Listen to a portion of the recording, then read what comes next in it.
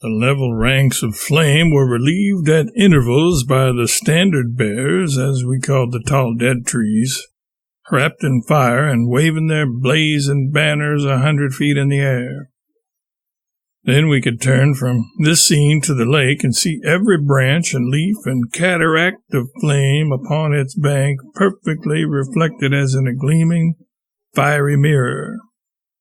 The mighty roaring of the conflagration, together with our solitary and somewhat unsafe position, for there was no one within 6 miles of us, rendered the scene very impressive. Occasionally one of us would remove his pipe from his mouth and say, "Superb!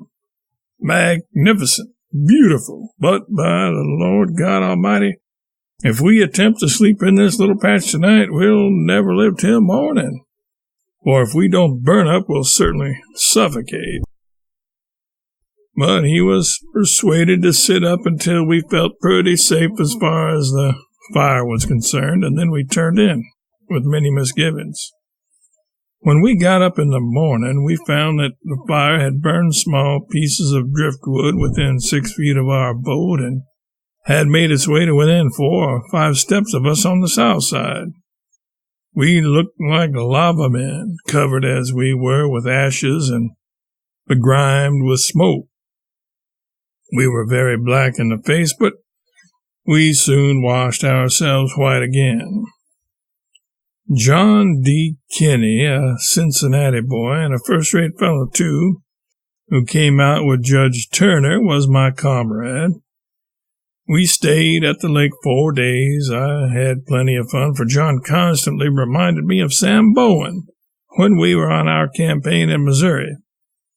But first and foremost, for Annie's, Molly's, and Amelia's comfort, be it known that I have never been guilty of profane language since I have been in this territory, and Kinney hardly ever swears.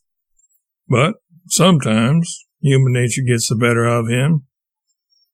On the second day, we started to go by land to the lower camp, a distance of 3 miles over the mountains, each carrying an axe. I don't think we got lost exactly, but we wandered 4 hours over the steepest, rockiest, and most dangerous piece of country in the world. I couldn't keep from laughing at Kinney's distress, so I kept behind so that he could not see me.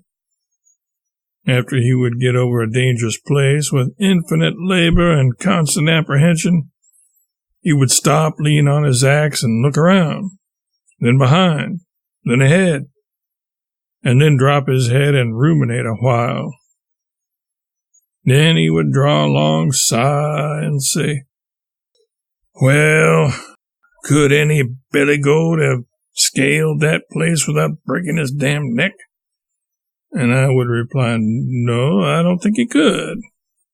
"No, you don't think he—" mimicking me. "Why don't you curse the infernal place? You know you want to. I do and will curse the damn thieving country as long as I live." Then we would toil on in silence for a while. Finally I told him, "Well, John, what if we don't find our way out of this today? We'll know all about the country when we do get out." "Oh, stuff, I know enough, and too much about the damn villainous locality already." Finally we reached the camp. But as we brought no provisions with us, the first subject that presented itself to us was how to get back. John swore he wouldn't walk back, so we rolled a drift log apiece into the lake and set about making paddles, intending to straddle the logs and paddle ourselves back home sometime or other. But the lake objected, got stormy, and we had to give it up. So we set out for the only house on this side of the lake, 3 miles from there down the shore. We found the way without any trouble, reached there before sundown, played 3 games of cribbage, borrowed a dugout, and pulled back 6 miles to the upper camp. As we had eaten nothing since sunrise, we did not waste time in cooking our supper or in eating it either. After supper, we got out our pipes, built a rousing campfire in the open air, established a faro bank, an institution of this country, on our huge flat granite dining table, and bet white beans till 1 o'clock when John went to bed. We were up before the sun the next morning, went out on the lake, and caught a fine trout for breakfast. But unfortunately, I spoiled part of the breakfast. We had coffee and tea boiling on the fire in coffee pots, and fearing they might not be strong enough, I added more ground coffee and more tea, but you know mistakes will happen. I put the tea in the coffee pot and the coffee in the teapot, and if you imagine that they were not villainous mixtures, just try the effect once. And so Bella is to be married on the 1st of October. Well, I send her and her husband my very best wishes, and I may not be here, but wherever I am on that night, we'll have a rousing campfire and a jollification in honor of the event. In a day or two, we shall probably go to the lake and build another cabin and fence, and get everything into satisfactory trim before our trip to Esmeralda about the 1st of November. What has become of Sam Bowen? I would give my last shirt to have him out here. I will make no promises, but I believe if John would give him $1,000 and send him out here, he would not regret it. He might possibly do very well here, but he could do little without capital. Remember me to all my St. Louis and Keokuk friends, and tell Charlie and Hallie Renson that I heard a military band play "What Are the Wild Waves Saying" the other night, and it reminded me very forcibly of them.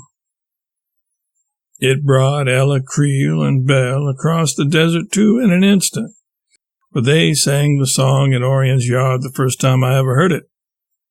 It was like meeting an old friend. I tell you, I could have swallowed that whole band, trombone and all, if such a compliment would have been any gratification to them. Love to the young folks. Sam.